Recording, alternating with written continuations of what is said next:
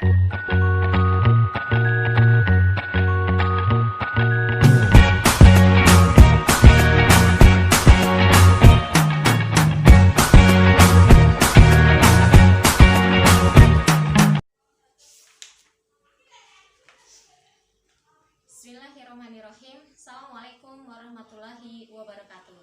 Tetap semangat untuk belajar tentang produk kreatif dan juga wirausaha gitu. Bagaimana kondisi kalian? Semoga tetap sehat ya. Selalu senantiasa berdoa kepada Allah, mudah-mudahan pandemi ini cepat berlalu. Jangan lupa protokol kesehatan, cuci tangan, kemudian penggunaan masker, jaga jarak.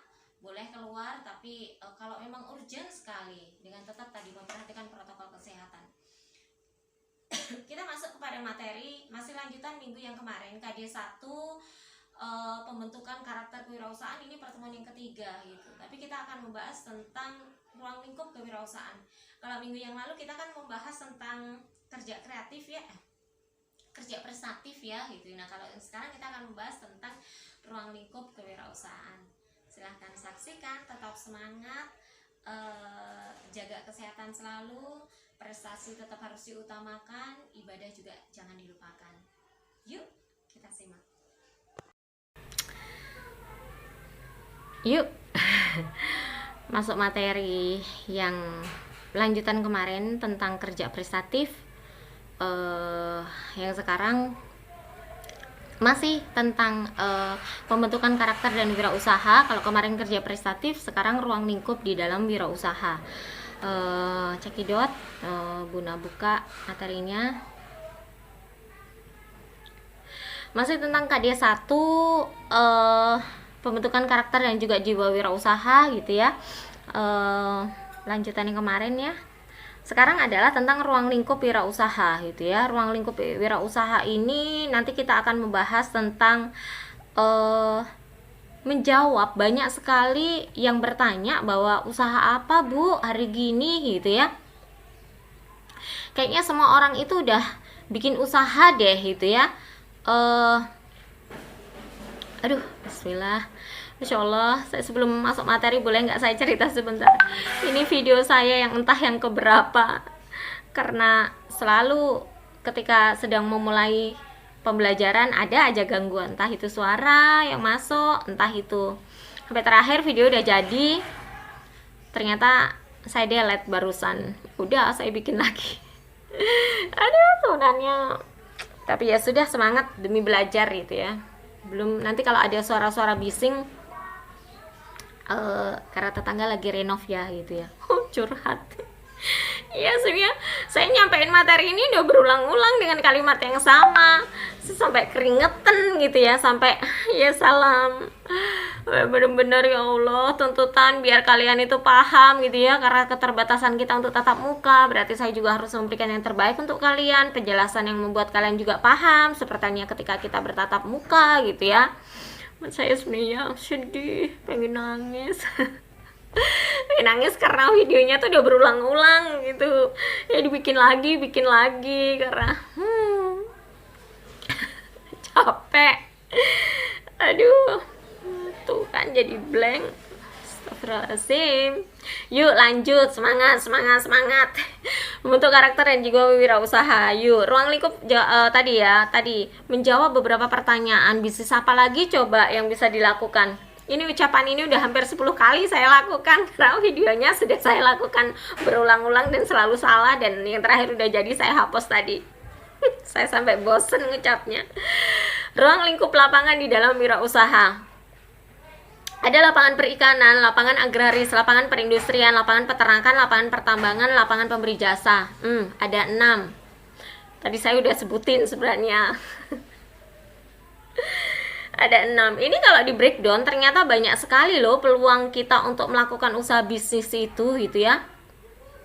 Lapangan perikanan, dari lapangan perikanan aja ada banyak bisnis yang bisa kita lakukan di dalam perikanan. Jualan plastik kresek aja itu udah masuk ke dalam ruang lingkup lapangan di dalam wirausaha. Loh kok bisa? Ya iyalah, buat wadah tempat ikannya itu, walaupun sekarang penggunaan plastik agak dikurangi ya, karena memang dia susah untuk limbahnya itu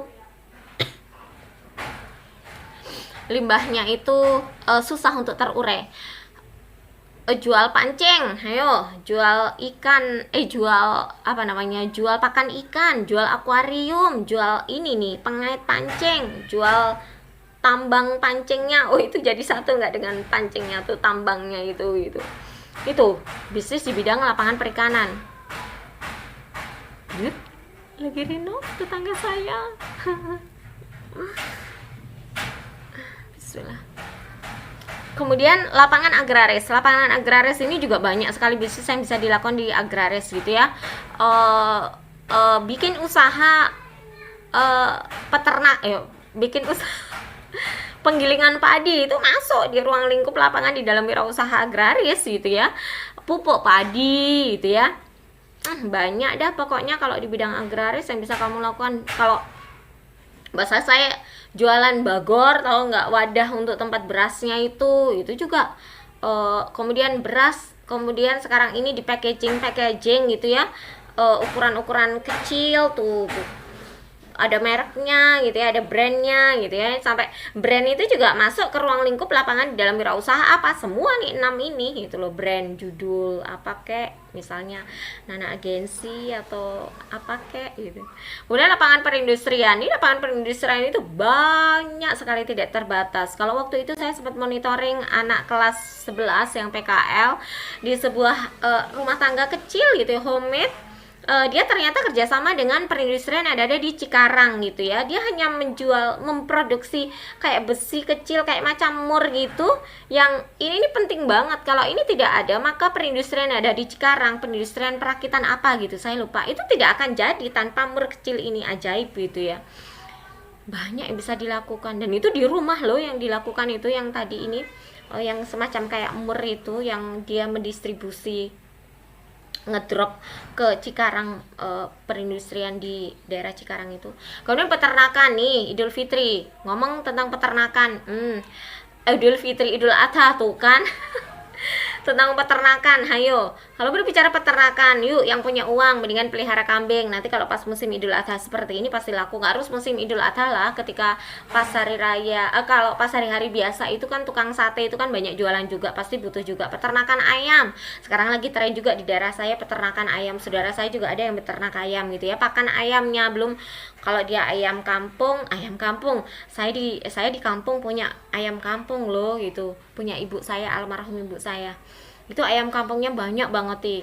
Tuh kita biasa beli yang namanya dedek pakannya. Tuh coba ya, tadi punya gilingan agraris, akhirnya dari gilingannya itu dia menghasilkan dedeknya masuk juga ke ruang lingkup bisnis untuk di bidang peternakan. Ayo, apalagi kandangnya, emang nggak butuh tuh bikin kandang, kamu anak DPIB tuh, anak kayu, bisa tuh bikinin kandang yang agak bagusan, yang agak cakepan gitu ya, bikin kandang burung juga sekarang gitu ya. Kemudian pertambangan ini banyak sekali, mulai dari misalnya kamu sewa truk lah untuk ngangkut hasil tambang gitu ya, banyak yang bisa dilakukan. Kemudian lapangan pemberi jasa ini dia bukan dalam bentuk produk, tapi dia dalam bentuk fasilitas, yang fasilitas dia berikan kepada orang sehingga orang itu bisa merasakan, dan fasilitas itu kemudian diberikan nominal gitu. Apa saja itu nanti nih, kalau kemudian dibedakan menjadi dua, ada usaha di bidang produksi, ada usaha di bidang jasa. Dari 6 tadi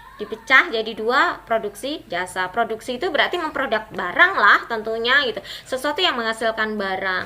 Kalau di bidang jasa itu dia bukan barang, tapi satu fasilitas yang bisa dinikmati, bisa dirasakan, kemudian bisa dimanfaatkan gitu ya, yang kemudian dia diberikan nilai dalam bentuk nominal. Ayo kita pecah lagi, usaha di bidang produksi atau jasa. Nah, ini di bidang usaha ya tadi ya, usaha produksi dan juga jasa dibagi jadi 2. Yang produk tadi, misalnya kamu anak TFLM bikin pagar, sekarang pagar, kanopi ya, kemudian teralis nih, tetangga sebelah lagi renov, apa aja, bata merah tuh, kemudian pasir, kemudian semen, kamu lah banyak makanan nih, bidang kuliner banyak kue-kue bermunculan nih sekarang di musim pandemi seperti sekarang, bermunculan banyak para wirausaha karena kan mager ya, otomatis jadi ya udah semuanya serba online. Akhirnya yang tadinya nggak punya kerjaan, jualan orang-orang kan pada malas ke pasar, yang sudah saya memfasilitasi orang-orang untuk belanja ke pasar, menciptakan hasil fabrikasi logam ini sama kayak anak pagar, kemudian menciptakan bikin kusen, bikin jendela tuh anak-anak DPIB bisa itu. Makanya tidak ada alasan musim pandemi pun bisnis apa saja bisa dilakukan kok, dan ternyata survei mengatakan meningkat jumlah orang yang bergerak di bidang wirausaha karena tadi pertama banyak mungkin yang kena dampaknya, banyak yang mungkin barangkali dirumahkan, yang akhirnya mau nggak mau ya sudah saya harus bisnis apa, usaha apa kalau bukan wirausaha. Dan berikutnya adalah nih misalnya kacamata produk ini ada penjualnya, kemudian misalnya ini wireless sound ini juga ini diproduksi gitu ya. Kemudian jasa ini tadi dia satu fasilitas yang bisa dinikmati, tanpa adanya jasa juga kayak misal kita nggak bisa hidup tanpa adanya usaha jasa. Contohnya misalnya acara pernikahan, di situ butuh yang namanya yang ngerias, kemudian desain acaranya dan sebagainya, EO-nya gitu, itu jasa. Kemudian jasa pengantaran barang, saya sebut merek dah, misalnya kayak Tiki, Kantor Pos, JNE, Dakota, Wahana, apa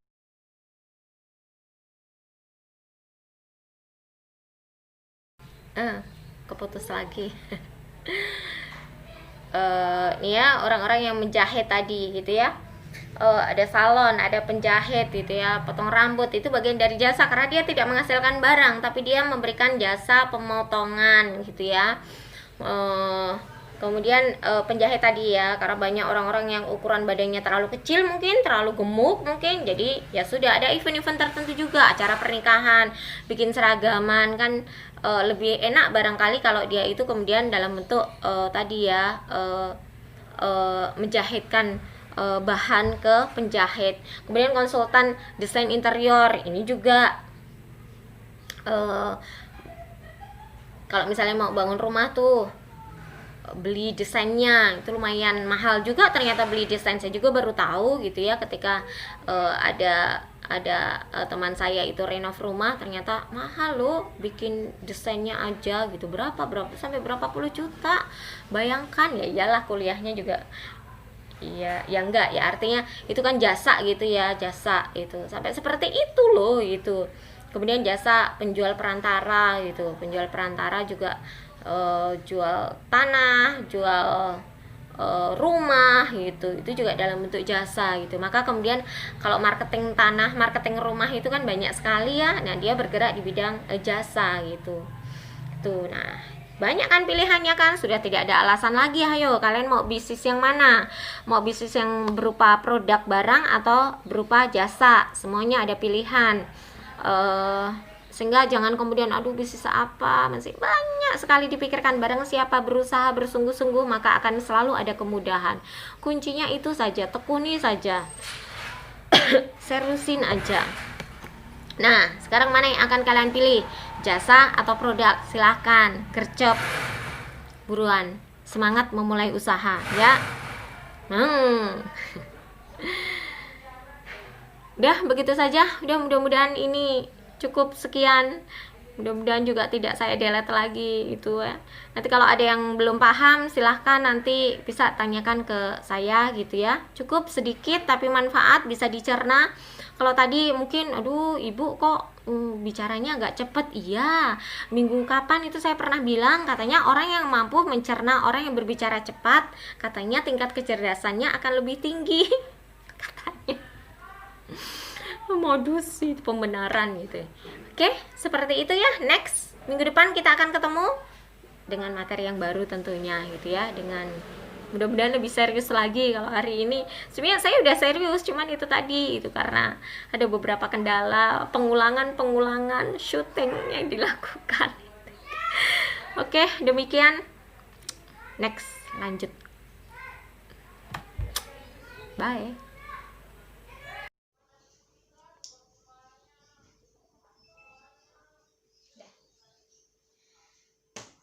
Materi saya sampaikan setelah susah payah dengan beberapa kali pengambilan kemudian berbagai macam kendala yang saya alami. Alhamdulillah, mudah-mudahan minggu ini saya akan segera share ke kalian gitu ya materi ini. Mudah-mudahan nanti ilmunya semakin bertambah ya nak ya. Ini pertemuan yang ketiga. Minggu depan seperti yang tadi ibu sampaikan, kita akan masuk nanti ke materi yang baru, yaitu KD2 tentang peluang usaha. Tetap belajar yang baik, tetap tadi saya sampaikan di awal, tetap ibadah, tetap berdoa kepada Allah. Mudah-mudahan pandemi ini segera berakhir. Demikian, kalau ada kebaikan sekali lagi silahkan diambil. Kalau ada ketidakpahaman, yaitu semata-mata barangkali karena memang pertemuan yang ini agak-agak kacau kalau menurut saya gitu ya. Tapi nggak apa-apa, mudah-mudahan kalian tetap bisa memahaminya gitu ya. Demikian, wassalamualaikum warahmatullahi wabarakatuh. Bye.